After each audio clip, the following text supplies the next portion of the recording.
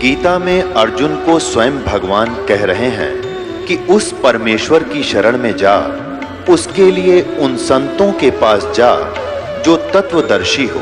इसी प्रकार हजरत मोहम्मद को उनका अल्लाह कह रहा है कि कोई और पूर्ण परमात्मा है, उसको पाने के लिए उन तत्वदर्शी संत की तलाश कर।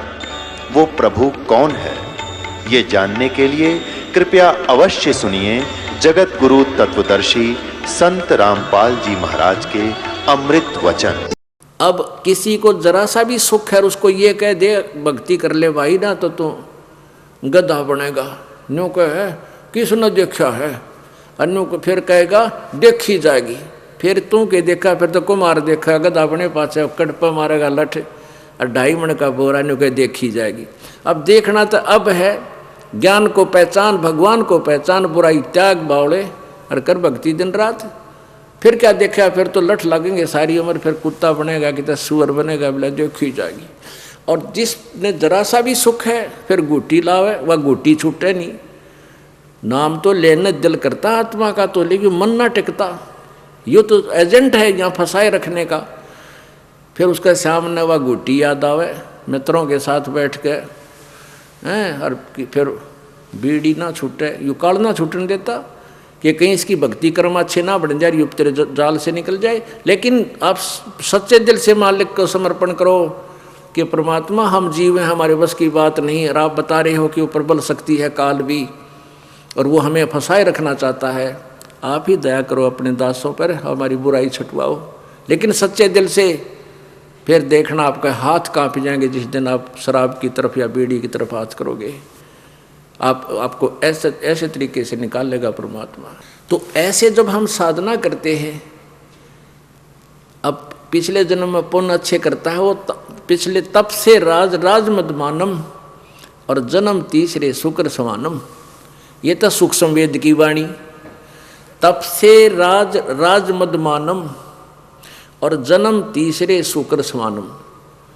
तप करने से राज्य प्राप्त होता है, और राज्य प्राप्त करके ये प्राणी इतने पाप कब इकट्ठे कर लेता कि अभिमान बन जाता है उसके अंदर।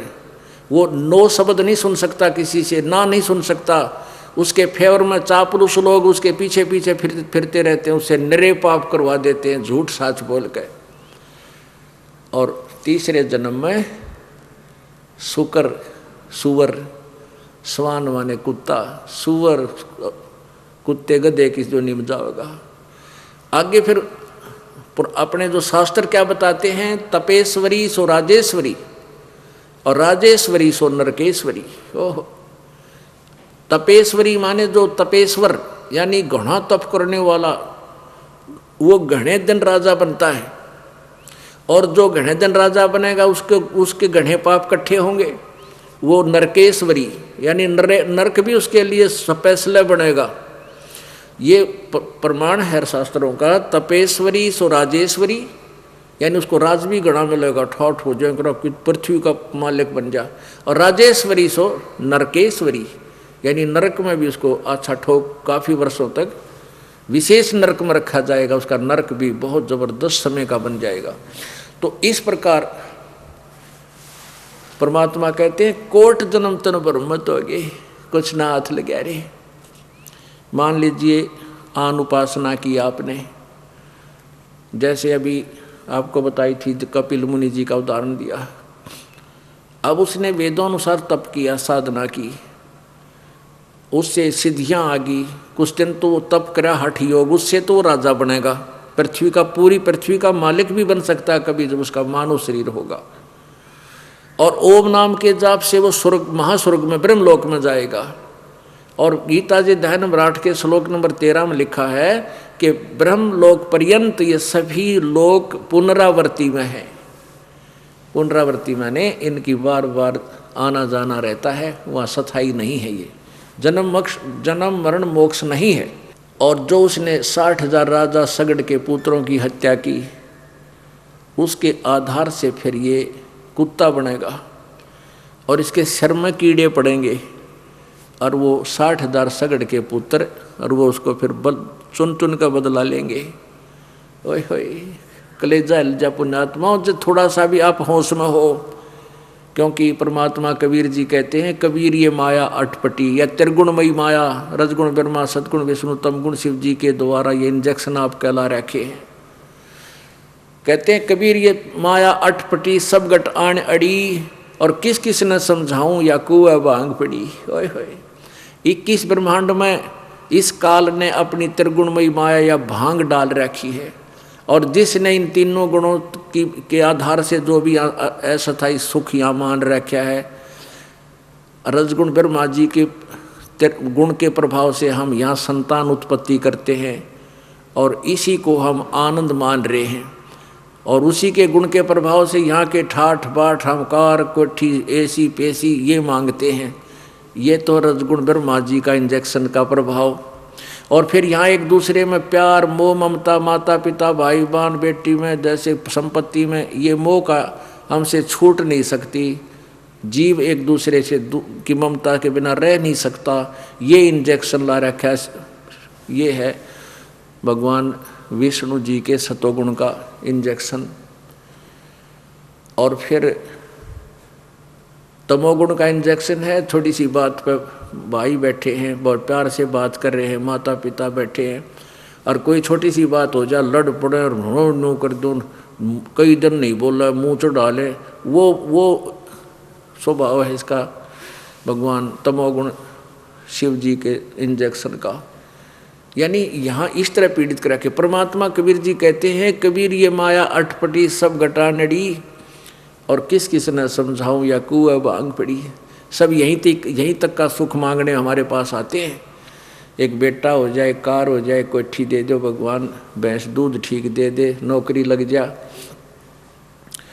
परमात्मा कहते हैं ठीक है, जो प्राणी जिस अभाव से दुखी है, अंधे को आँखों की चाह भगवान बाद में सोचेगा। जब तक उसको तत्व ज्ञान नहीं है, किसी के संतान नहीं है, भगवान की तो बाद में सोचता है, पहले न सोचे भगवान मेरे को एक बेटा हो जाए, बेटी हो जाए, एक संतान मिले। और जो निर्धन है वो न सोचे मेरे पास धन हो जा गणाए और मैं फिर सुखी हो जाऊंगा, फिर भगवान बजूंगा।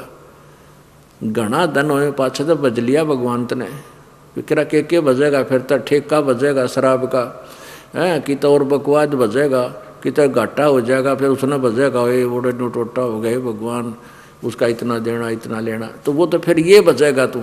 अब परमात्मा कहता है तू मेरे पास आकर एक ही वस्तु मांग कि भक्ति दान गुरु दीजियो देवन के देवा हो, और जन्म पाया बोलो नहीं कर हो पद सेवा हो। अब परमात्मा की भक्ति मांगने से परमात्मा कबीर जी आपको अपनी शरण में लेगा, अपना मान लेगा। अपने बच्चे को जैसे जो आपका अपना बच्चा है हमारा, उसकी कोई भी अभाव है, कोई गर्मियों के कपड़े हैं, सर्दियों के कपड़े, जूते लेने हैं, या शिक्षा में कहीं एडमिशन कराना, तो माता पिता को पहले चिंता हो लेती है बच्चे से पहले, तो सारी व्यवस्था वो आप पर करेगा आपकी। एक वस्तु मांग लोगे, फिर दूसरी फिर मांगोगे अगली बार, तीसरी फिर उसका अगली बार मांगोगे, क्योंकि ये तो एंड हो ही नहीं सकता। इसका एंड इसकी इच्छा मिटेगी इस ज्ञान से, और परमात्मा इसका समाधान समय समय पर आपको करता रहेगा।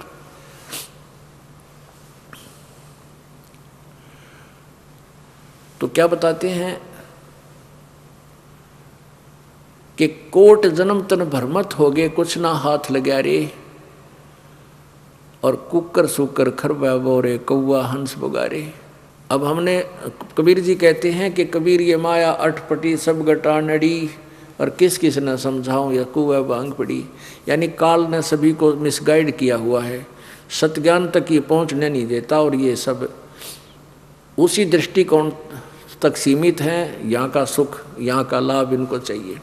तो क्या बताते हैं कि कोट जन्म तन भरमत हो गए, करोड़ों जन्म हो लिया, आप कभी राजा भी बने। पुणात्मा राजा अम्बरीश थे, सतयुग में राजा थे, और ऐसी साधना किया करते थे। वो भगवान विष्णु के उपासक थे, विष्णु जी के।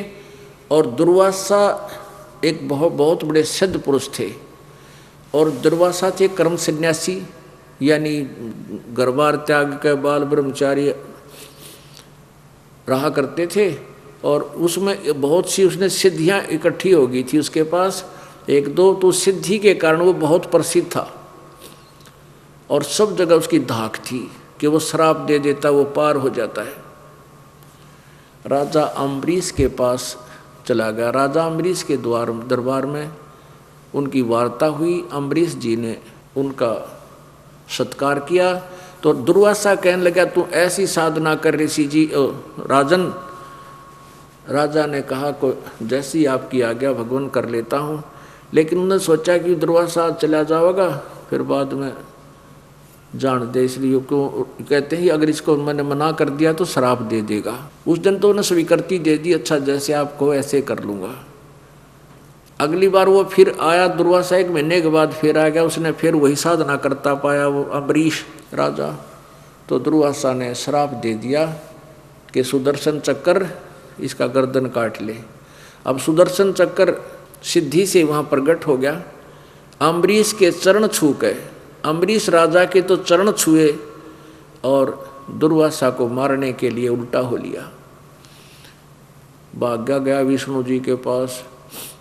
वहाँ से फिर उसको कहा कि जा अम्बरीश के चरण छू, वो अक्षमा करेगा तेरी जान बचेगी, नहीं तो नहीं बचेगी। तो राजा अम्बरीश जी गृहस्थी भी थे, बाल बच्चेदार भी थे, और ऐसी साधना भी उसके पास थी कि दुर्वासा जैसे सिद्ध पुरुष के भी छक्के छुड़ा दिए, और राज्य भी करता था।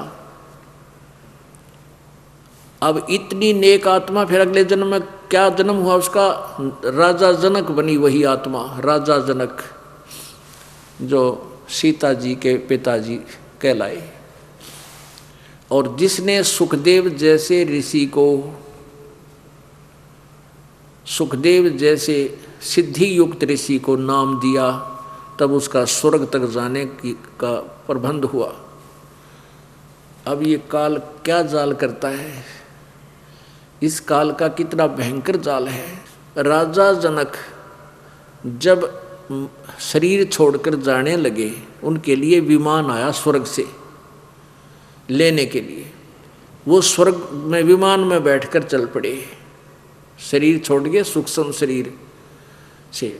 तो रास्ते में वो उनका विमान ऐसे स्थान से निकलवा दिया काल ने, जहाँ पर एक नरक में 12 करोड़ आत्माएं अपना पाप भोग रही थी, हाहाकार मचा था। अब संत साधु दयालु होते हैं। राजा जनक ने कहा विमान के चालकों से कि चालको विमान रोको। विमान रोका कि ये क्या रोने धोने की आवाज़ कैसी आ रही है, पता करो।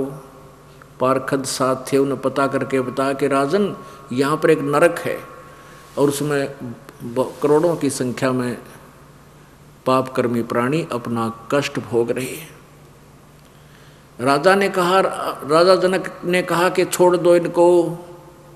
पारखद बोले कि यहाँ आपका हुक्म नहीं चलेगा, आप राजा नहीं हो, या तो धर्मराज का हुक्म चलेगा। तो उन्होंने कहा धर्मराज से मेरी बात कराओ।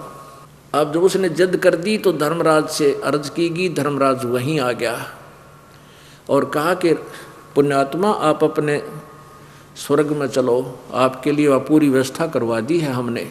राजा जनक कहने का मैं नहीं जाऊंगा बिल्कुल भी। इन सभी आत्माओं को नरक से निकालो और मेरे साथ विमान में बैठाओ, मैं इनके साथ स्वर्ग जाऊंगा, नहीं तो मुझे भी नरक में डाल दो। अब धर्मराज ने सोचा भाई इसको तो नरक में डाल नहीं सकता और उनको मैं निकाल नहीं सकता, मेरे पावर से बाहर है। तो उसने एक विकल्प बताया कि आप अपने पुण्य संकल्प कर दो इन नरक की आत्माओं, नरक भोग रही आत्माओं को। राजा जनक ने अपने आधे पुण्य संकल्प कर दिए। राजा जनक ने बहुत ज्यादा पुण्य किए थे, यज्ञ कई सैकड़ों वर्ष तक, कई मन की लगातार कई यज्ञ किए उन्होंने। किया करते उनके लिखा हुआ उनके इतिहास में, विष्णु पुराण में और ब्रह्म पुराण में लिखा हुआ है। तो आधे पुण्य संकल्प कर दिए, आधे पुण्य उस धर्मराज ने डाइवर्ट कर दिए उन 12 करोड़ आत्माओं को रेसों में। और सबको नरक से निकालकर विमान में अलग से बिठाकर राजा जनक के साथ स्वर्ग में भेज दिए। पुण्यात्माओं, जब तक राजा जनक जी द्वारा संकल्प किए गए दिए गए आधे पुण्य उनके पास रहेंगे, तब तक तो वो नरक स्वर्ग में रहेंगी वो आत्माएं। वो पुण्य खत्म होते ही वह फिर उसी नरक में ठोकी जाएंगी। और उधर से वो राजा जनक का आधे पुण्य गए और फिर वह स्वर्ग में रहा काफी वर्षों तक। वही आत्मा सतयुग में जो राजा अम्बरीश थी, द्वापर में राजा, त्रेपता में राजा जनक बने, और फिर कलयुग में वो नानक जी बने, जिससे सिख धर्म का उत्थान हुआ। अब जब राजा अम्बरीश थी वही पुण्यात्मा, तो सैकड़ों नौकर उनके पास रहते थे, सैनिक रहते थे हजारों। राजा जनक रूप में भी उनके पास हजारों नौकर रहा करते थे। और पुण्य क्षीण हो जाने से काल के जाल का ऐसा भयंकर प्रभाव है, फिर वो स्वयं नौकर लगे। वही प्यारी आत्मा नानक जी सुल्तानपुर शहर में, पाकिस्तान में सुल्तानपुर, वहाँ एक नवाब के यहाँ मोदी खाने में नौकर लगे। और यदि परमेश्वर आकर के बेई नदी से उनको सचखंड दिखाकर वापस से अपने नाम से जो नहीं जोड़ते, तो वही प्यारी आत्मा अब ऐसे होगी थी ताकि ना जाने क्या किन योनियों में चले जाते, बर्बाद जीवन हो जाता। तो पुण्यात्माओं, समझदार को एक बोरी में से एक परखी मार के देख लेनी चाहिए, उसके बाद संतुष्ट हो जाना चाहिए इसमें ये माल है। इस काल के बोरी में या परखी मार के दिखा दी, क्या बता, कोट जन्म तन भरमत हो गए, कुछ ना हाथ लगे अरे, कुकर शुकर खरबा बोरे, कौआ हंस बुगारे।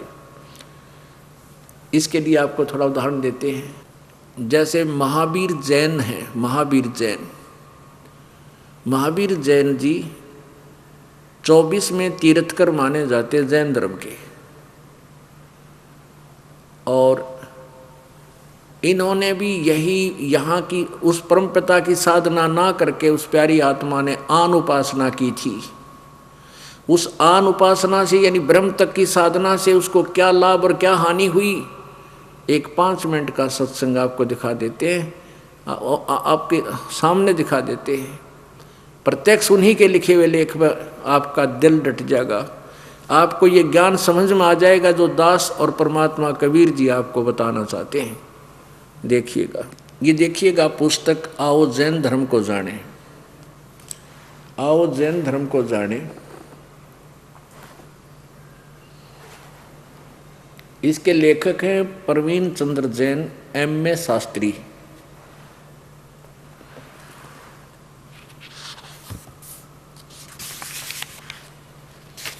आओ जैन धर्म को जाने, लेखक हैं प्रवीण चंद्र जैन, M.A. शास्त्री, जम्बू द्वीप, हस्तिनापुर। प्रकाशक हैं श्रीमती सुनीता जैन, जम्बू द्वीप, हस्तिनापुर, मेरठ। इसके 294 पृष्ठ से आपको दिखाते हैं, 294 से और 296, यानी इन 3 पृष्ठों में कति क्लियर हो जाएगा। ये 293 से देखिएगा, विशेष प्रकरण पुस्तक है आओ जैन धर्म को जाने। 293 पर प्रश्न है कि श्री महावीर भगवान के अन्य कौन कौन से नाम हैं। उत्तर है अन्य 5 नाम हैं, वीर, अतिवीर, सम्मति, महावीर एवं वर्धमान। 294 पे श्री महावीर भगवान के जीवन का कथन कहाँ से प्रारंभ होता है।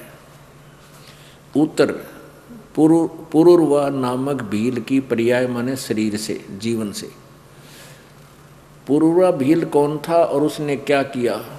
उत्तर है कि वो पुष्कलावती देश की पुंडरीकिणी नगर में वह भीलों का राजा था। उसने सागर सेन मुनिराज से मद मास मधु का त्याग व्रत लिया था, जिसे जीवन पर्यंत पालन किया। श्री महावीर भगवान का जीव पूर्वा भील की पर्याय से कहाँ गया? पहले 100 धर्म स्वर्ग में एक सागर की आयु वाला देव हुआ। पहले स्वर्ग से कहाँ गया? फिर भरत चक्रवर्ती की रानी अनंतमती से मारीची नामक ज्येष्ठ पुत्र हुआ। अब ये मारीची कौन था? ये राजा ऋषभ देव का पौत्र यानी पोता और भरत का पुत्र था। राजा ऋषभ देव जैन धर्म के प्रथम तीर्थकर और प्रवर्तक माने जाते हैं। अब राजा ऋषभ देव के और इस जैन धर्म के 24वें तीर्थकर के दोनों के इतिहास आपके सामने आ जाएंगे। इनकी के दुर्गति हुई। भरत चक्रवर्ती की रानी अनंतमती से मारीची नामक ज्येष्ठ पुत्र हुआ। फिर मारीची के शरीर से महावीर भगवान का जीव किस पर्याय में यानी किस शरीर में गया? ब्रह्म स्वर्ग में देव हुआ। फिर ब्रह्म स्वर्ग से कहाँ गया? अयोध्या नगरी में कपिल ब्राह्मण की काली स्त्री से जटिल नामक पुत्र हुआ। फिर जटिल की पर्याय से महावीर भगवान का जीव कहाँ गया? 100 धर्म स्वर्ग में एक सागर की आयु वाला देव हुआ। 100 धर्म स्वर्ग से कहाँ गया? इसी भरत क्षेत्र में सुतिका नामक गांव में अग्निभूत ब्राह्मण की गौतम क्षत्रिय से अग्निशय नामक पुत्र हुआ। अग्निशय के शरीर से पर्याय से महावीर भगवान का जीव कहाँ गया? स्वर्ग में देव स्वर्ग में गया। स्वर्ग से फिर कहाँ गया? भरत क्षेत्र के मंदिर नामक ग्राम में गौतम ब्राह्मण की कौशिकी पत्नी से अग्निमित्र नाम का पुत्र हुआ। फिर अग्निमित्र की पर्याय से महावीर भगवान का जीव कहाँ गया? महेंद्र स्वर्ग में। महेंद्र स्वर्ग से कहाँ गया? ये 295 पृष्ठ पे। मंदिर नगर में सालकाय ब्राह्मण की पत्नी से भारद्वाज नाम का पुत्र। भारद्वाज की पर्याय से महावीर भगवान का जीव कहाँ गया? महेंद्र स्वर्ग में देव हुआ। महेंद्र स्वर्ग से महावीर भगवान का जीव कहाँ गया? इत्र निगोद में एक सागर की आयु वाला निगोदिया जीव। निगोद से निकलकर महावीर भगवान का जीव कहाँ गया? अनेक भाव धारण किए जो इस प्रकार हैं, अनेक शरीर धारण किए जो इस प्रकार हैं। देखिएगा, 1000 वर्ष आँख के वृक्ष के भाव माने शरीर, 80,000 सीप के भाव जो समुद्र में शंख से होते हैं, और 20,000 नीम के वृक्ष के भाव, 90,000 बार केले वृक्ष के भाव, केली वृक्ष के भाव, और 3,000 बार चंदन वृक्ष के शरीर, और 5 करोड़ बार कनेर वृक्ष के शरीर, 60,000 बार वैश्या के भाव, 60,000 बार वैश्या का शरीर मिला, और 5 करोड़ बार शिकारी के भाव, और 20 करोड़ बार हाथी बना, और 60 करोड़ बार गधे के जीवन उत्तरा गध होगा, 60 करोड़ बार गधा, 30 करोड़ बार कुत्ता, और 60 करोड़ बार नपुंसक ये खुसरा हिजड़ा, और 20 करोड़ बार स्त्री, और 90 लाख बार धोबी, और 8 करोड़ बार घोड़ा, और 20 करोड़ बार बिल्ली म्याऊं म्याऊं करके चूहे खाए, और 60 लाख बार गर्भपात से मरण उत्तरा गज भैया, 80 लाख बार देव पर्याय को प्राप्त किया। 80 लाख बार, 80 लाख बार तो वो देवता बना, देव बना, स्वर्ग में गया और राजा बना, और यहाँ क्या बना? 60 करोड़ बार गधा, 30 करोड़ बार कुत्ता। गधा तो एक कब बना बतेरा, एक कब बना बतेरा गधा तो 60 करोड़ बार तक कांच लेकर ले जीव की। तो कहने का भाव ये पर पुण्यात्माओं कि हम परमात्मा कबीर जी को ना पहचान कर इतने घोर कष्ट को भोग रहे हैं, और आगे देखो के बना इसके। ओए हाय, हे पुण्यात्माओं, ऐसा निर्मल ज्ञान है, हिला कर रख देगा इस बूढ़ी आत्मा को, कहाँ फंसी पड़ी है, किसने के मान बैठी है, किसको भगवान मानने बैठी है। आगे देखो, अब यहाँ तक हमने पढ़ लिया कि 80 लाख बार तो देवता हुआ, स्वर्ग सारग में गया, और ये बाकी इतने दुख उसको हुए।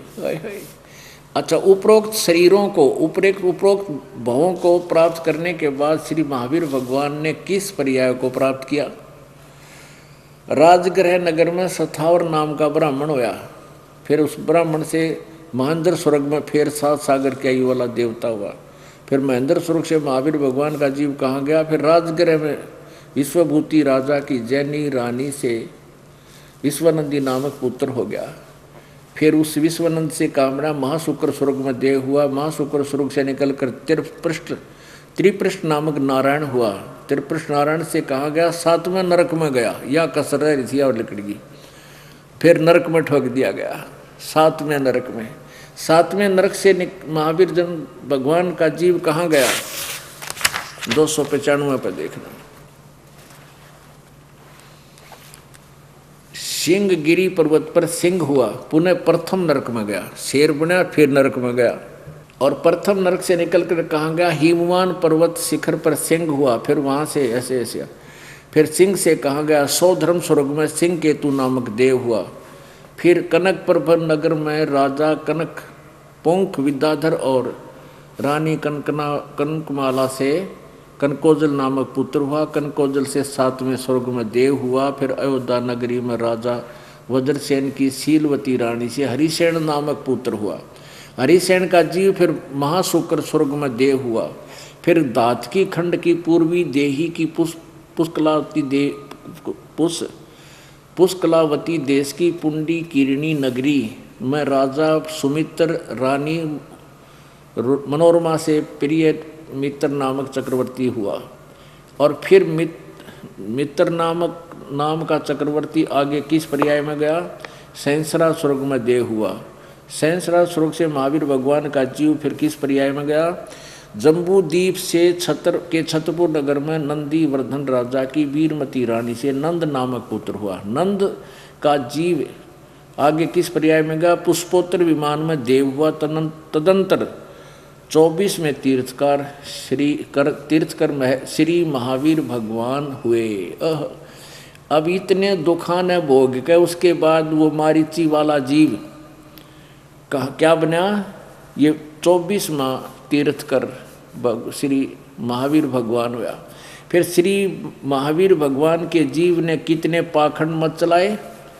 उत्तर 363 पाखंड मत चलाए। अब पुण्यात्माओं,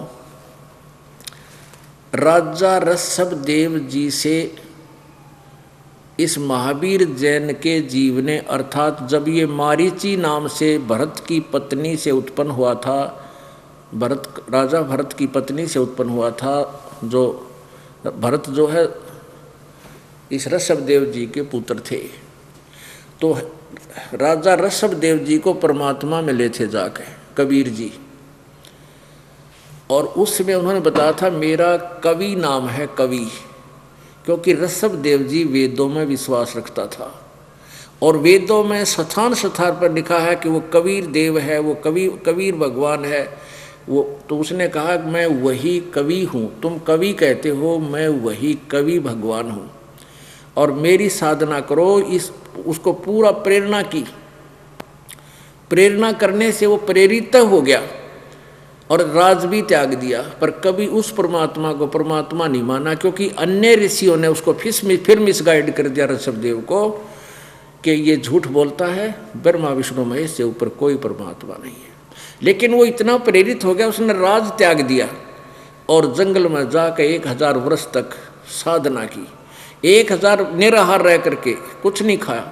1000 वर्ष के बाद जब उसने अपना ये व्रत खोला तो पहली और फिर अपने आप नाम देने लग गया।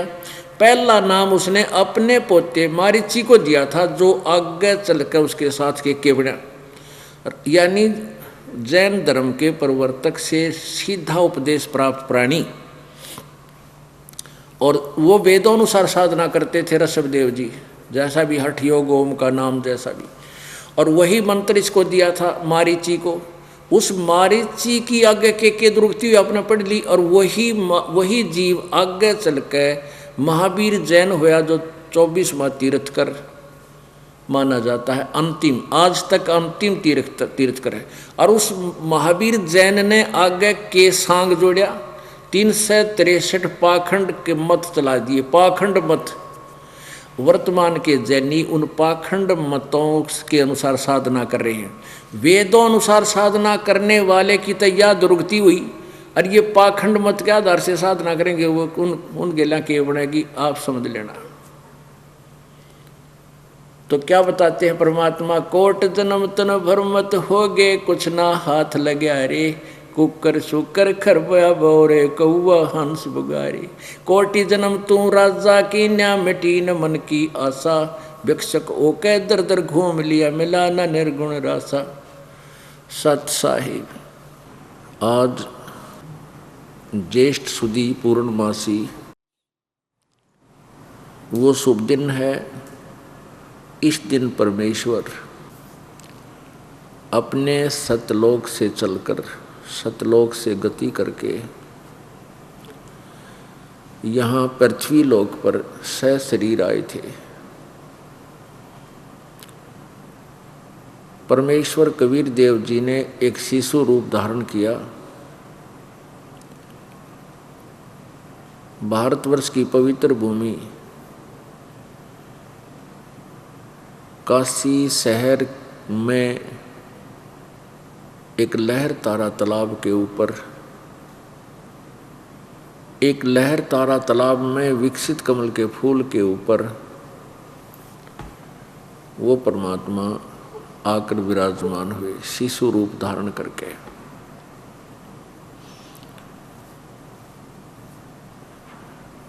एक नीरू और नीमा नाम के जुलाहा दंपत्ति निसंतान थे।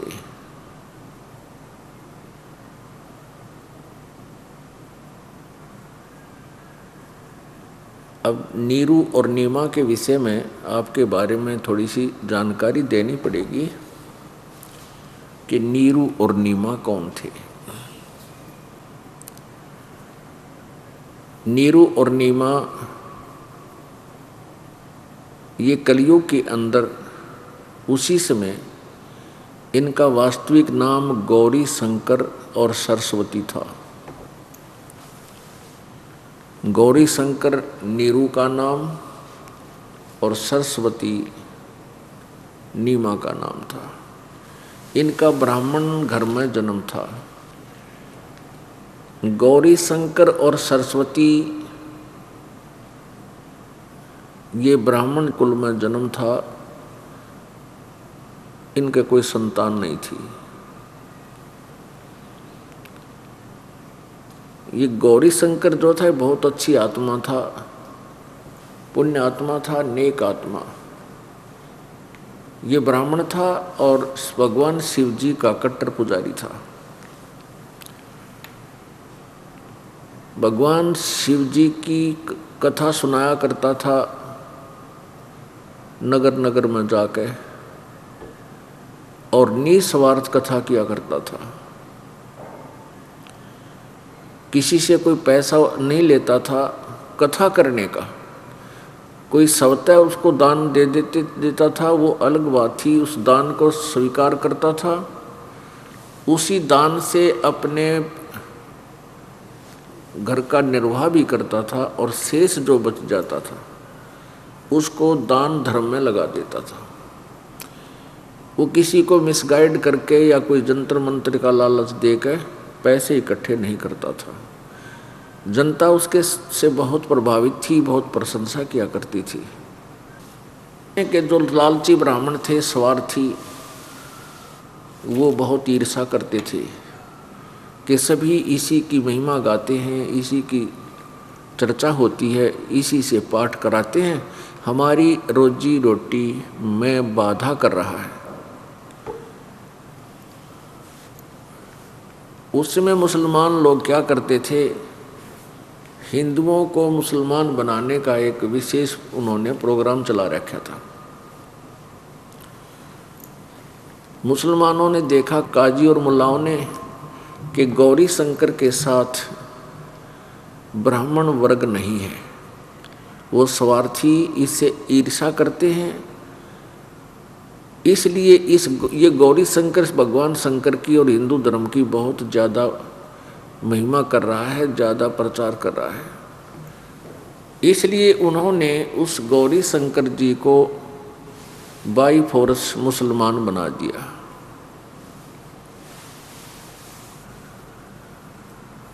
उसके घर पर अपना पानी छिड़क दिया, उनके मुंह में पानी डाल दिया, और जो स्वार्थी ब्राह्मण थे वो देख रहे थे खड़े खड़े।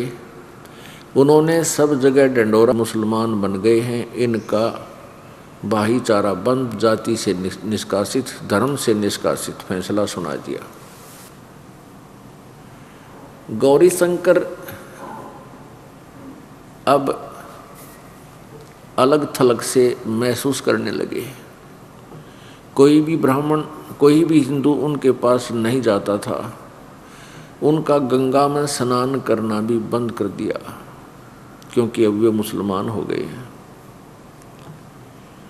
अब उनके सामने रोजी रोटी की समस्या आ गई, गौरी शंकर और सरस्वती के सामने। क्योंकि जो वो कथा करते थे, जो दक्षिणा आती थी, उसी से निर्वाह कर रहे थे, वो बंद हो गई। उनका नाम रख दिया मुसलमानों ने, गौरी शंकर का नाम रख दिया नूर अली, उसको नीरू कहने लग गए। और सरस्वती का नाम रख दिया नियामत, उसको नीमा उर्फ नाम से नीमा कहने लगे। तो नीरू और नीमा नाम से वो सुप्रसिद्ध हो गए मुसलमान वर्ग में, मुसलमान धर्म के। अब नीरू ने सोचा कि सबसे कम खर्चे में व्यवसाय क्या हो सकता है। उसने कपड़ा बुनने का कार्य शुरू कर दिया। उसमें 4 लठ गाड़ का, 4 खुट्टे गाड़ गए और रस्सी, 2 रस्सी बांध कर वो काम शुरू हो जाता था। अब जिस कारण से वो कपड़ा बुनने का कार्य करता था, जिस कारण से वो जुलाहा नाम से प्रसिद्ध हुआ, धानक नाम से।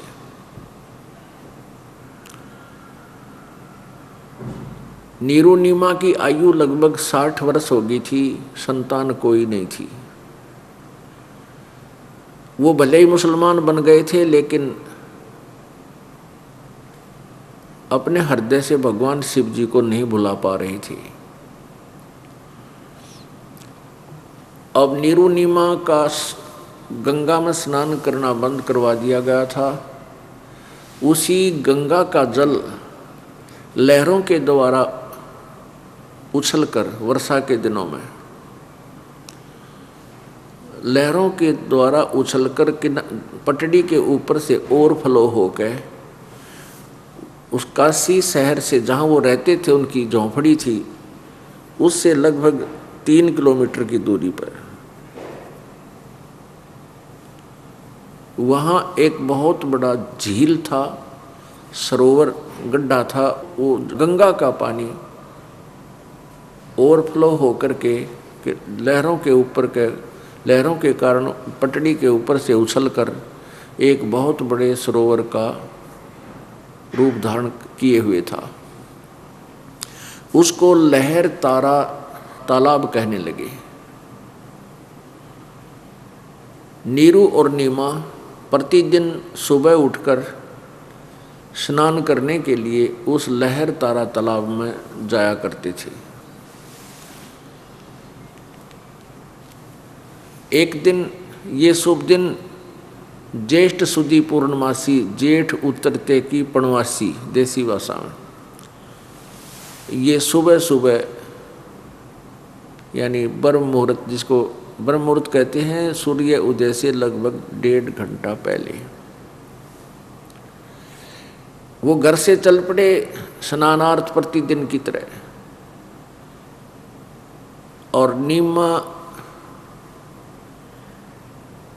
को एक ऐसी अंदर से हिलोर उठी, आँखों में पानी भर के रोती हुई कह रही है कि हे प्रभु, हे भगवान शिव जी, हे शंकर भगवान, आपके घर में कोई कमी नहीं, आप जो चाहो सो कर सकते हो। हे परमात्मा हमें भी एक लाल दे दो, एक पुत्र दे दो, हमारे बुढ़ापे में हमारा सहारा बन जावे। यूं कहकर के वो फूट फूट कर रोती हुई चल पड़ी। अब नीरू कहता है, नीमा तू अपनी आंखें खराब कर लेगी, अंधी हो जाएगी, हमारे भाग्य में पुत्र है नहीं। यदि भाग्य में पुत्र होता तो भगवान शिव हमें अवश्य दे देते। आज 60 वर्ष हो गए, 60 वर्ष की आयु होगी, 10-12 वर्ष की आयु में शादी हो जाया करती थी उस समय। अभी तक हमारे भगवान ने नहीं दिया तो हमारे भाग्य में नहीं है, शंकर भगवान कहाँ से देंगे। और तो रो रो कर आँखें और फोड़ लेगी, अंधी हो जाएगी, कोई उंगली पकड़ने वाला है नहीं बुढ़ापे में, मत रो। अब नीरू उसको सांत्वना देता हुआ आ रहा है, वो दोनों चले आ रहे हैं। उसी लहर तारा नामक तालाब के ऊपर एक अष्टानंद नाम के ऋषि, जो महर्षि रामानंद जी के शिष्य ऋषि थे, प्रतिदिन स्नानार्थ जाते थे और वही बैठकर सुबह सुबह एकांत स्थान पर जैसा भी उसको उनके गुरुजी ने भक्ति विधि भक्ति मार्ग बताया था वो साधना भी किया करता था। महर्षि रामानंद जी का उस समय बहुत बोलबाला था। उन्होंने अपने 1400 शिष्य बना रखे थे ऋषि। उनमें से एक अष्टानंद जी वहाँ लहर तारा तालाब पर प्रतिदिन स्नानार्थ जाया करता था और वहीं बैठ करके शांतिपूर्वक प्राकृतिक दृश्यों को देखता हुआ शांत चित्त से अपनी साधना किया करता था। उस दिन भी ऋषि अष्टानंद जी ने सुबह सुबह स्नान किया। स्नान करके अपना वस्त्र नीचे बिछाकर कपड़ा उसके ऊपर बैठ गया, अपना ध्यान मग्न होने की चेष्टा कर रहा था, समाधिस्थ होने की, ध्यान लगाने की चेष्टा कर रहा था, भक्ति कर रहा था।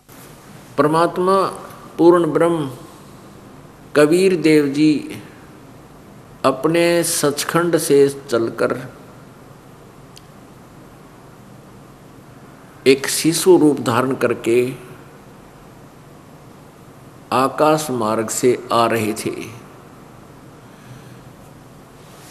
जैसा कि आपने ऋग्वेद मंडल नंबर 9 सूक्त नंबर 82 में, सूक्त नंबर 9 मंडल नंबर 9 सूक्त नंबर 86 मंत्र नंबर 26-27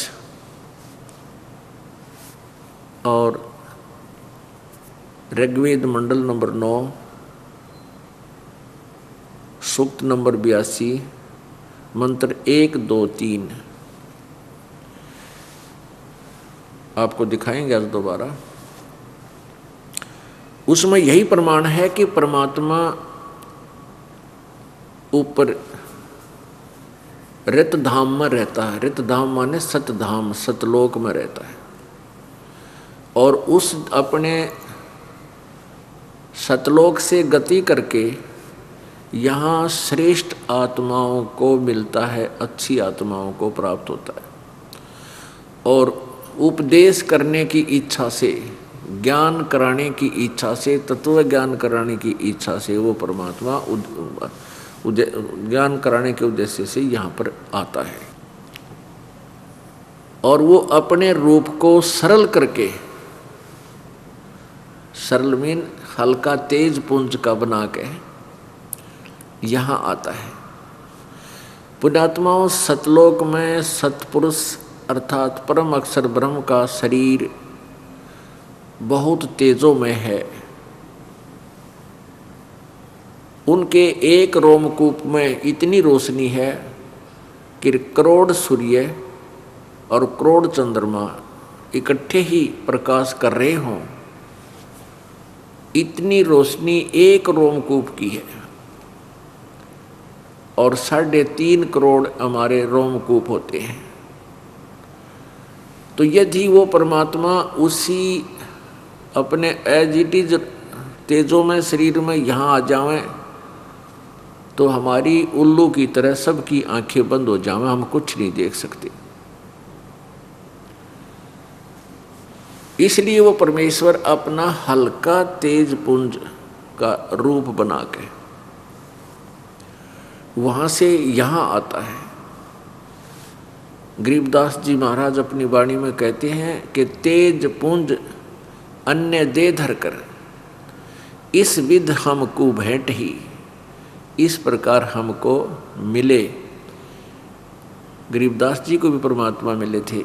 अब पुण्यात्माओं, आज ये तीसरा दिन आ गया सत्संग का, और अभी तक इस परमेश्वर के बारे में जो जानकारी दी जा रही है, भूमिका बनी है कि हम उस कबीर परमात्मा को परमात्मा कह सकें।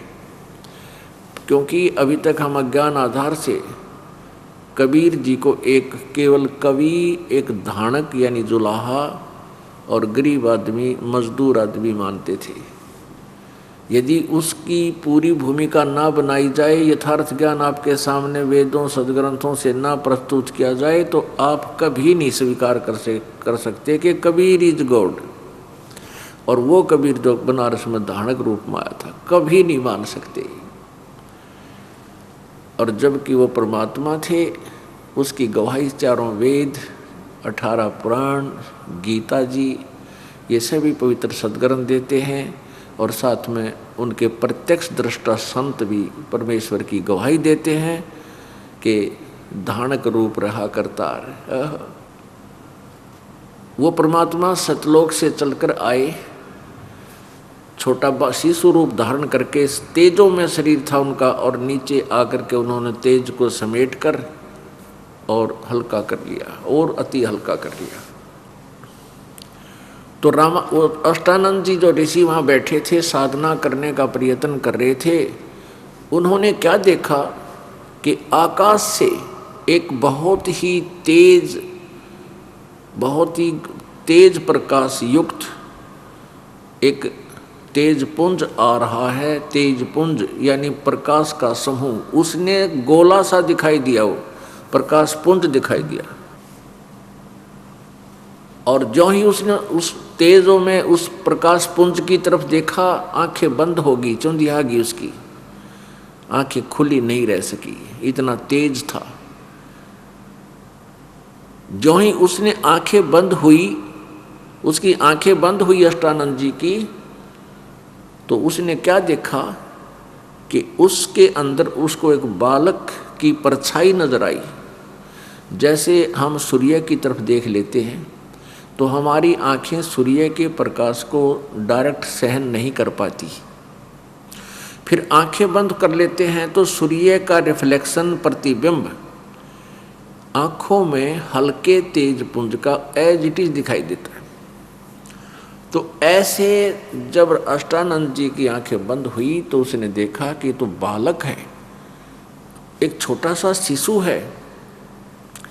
जो ही उसने फिर दोबारा आंखें खोली तो वो तेज जो था प्रकाश एक कप उस लहर तारा तालाब के एक कोने में सिमट गया,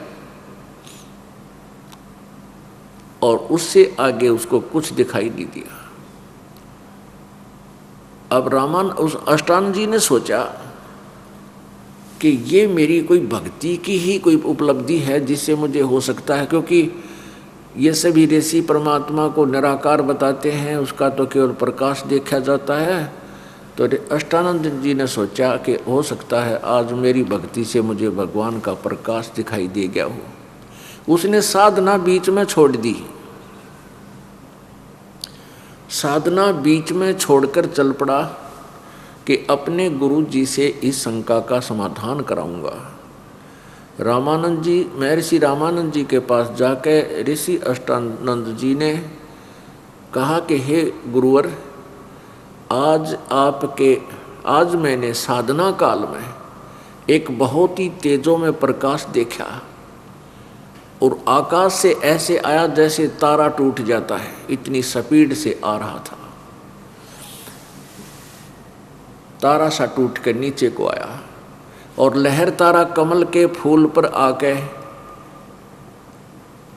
लहर तालाब में वो एक कोने में जाकर सिमट गया प्रभु, उससे आगे मैं देख नहीं सका। पहले तो मैंने सोचा कि प्रकाश का एक गोला सा आ रहा है, मेरी आंखें उसको सहन नहीं कर सकी, और ज्यों ही मेरी आंखें बंद हुई तो मुझे उसमें एक छोटे से बच्चे की प्रतिबिंब परछाई देखी। हे गुरुजी, ये मेरी कोई भक्ति की उपलब्धि है या मेरी कोई भ्रमणा है? ऋषि अष्टानंद जी ने कहा, पुत्र, ऐसे लक्षण उस समय होते हैं जिस समय आप ऊपर के लोकों से, स्वर्ग आदि से कोई देव नीचे पृथ्वी पर अवतरित होता है, किसी माँ के यहाँ गर्भ में प्रवेश करेगा और फिर यहाँ कोई लीला करने आता है। तो ऐसे लक्षण उस समय होते हैं। हो सकता है कोई देव ऊपर के लोकों से आया हो और वो यहाँ किसी माँ के गर्भ में प्रवेश हुआ है और वो अपनी लीला करेगा, अपना जीवन जैसा भी प्रारब्ध है उसको पूरा करेगा। अब जैसा भी ऋषि जी को ज्ञान था, अपने शिष्य की शंका का समाधान कर दिया और ऋषि जी संतुष्ट हो गए। पुण्यात्माओं, उधर से नीरू और नीमा लहर तारा तालाब पर पहुंच गए। ज्येष्ठ सुदी पूर्णमासी सुबह सुबह ब्रह्म मुहूर्त में। प्रतिदिन की तरह वहाँ स्नान करने के लिए पहुँचे।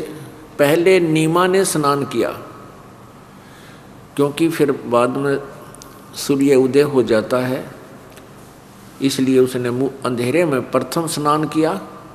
स्नान करके नीमा बाहर आ गई और नीरू ने फिर उस तालाब में प्रवेश किया। नीमा अपने कपड़े बदलकर, जिसको बांध कर नहाई थी, उन कपड़ों को दूसरे कपड़े पहनकर उन कपड़ों को धोने के लिए दोबारा उस तालाब पर किनारे पर पहुंची। तब तक क्या हुआ कि सूर्य उदय होने ही वाला था और प्रकाश छिटक गया था, थोड़ा थोड़ा प्रकाश था, हो गया था। तो उसने देखा एक कमल के फूल पर कोई वस्तु हिल रही है। परमात्मा कबीर जी क्या कर रहे थे? शिशु रूप धारण करके कमल के फूल पर लेटे हुए थे। एक पैर का अंगूठा अपने मुख में लिए हुए थे, एक पैर के अंगूठे को हिला रहे थे बालक की तरह। एक पैर को हिला रहे थे, ऐसे पंजे को, पूरे पैर को। नीमा ने पहले तो सोचा कि शायद ये कोई सर्प है, मेरे पति को ना डस ले। जब ध्यान से देखा कि ये तो बालक है, अपने पति को आवाज लगाई कि देखियो जी, कमल के फूल पर बालक, कमल के फूल पर बच्चा है। अब नीरू नहा रहा था, ऐसे ऐसे करके नहा रहा था। उसने कहा कि नीमा, तू मेंटल हो ली, तू पागल होएगी इन बच्चों के चक्कर में, और अब तुझे जल में भी बच्चे दिखाई देने लगे। मैंने तेरे को बहुत समझा लिया है, मान जा, छोड़ दे इस पागलपन ने।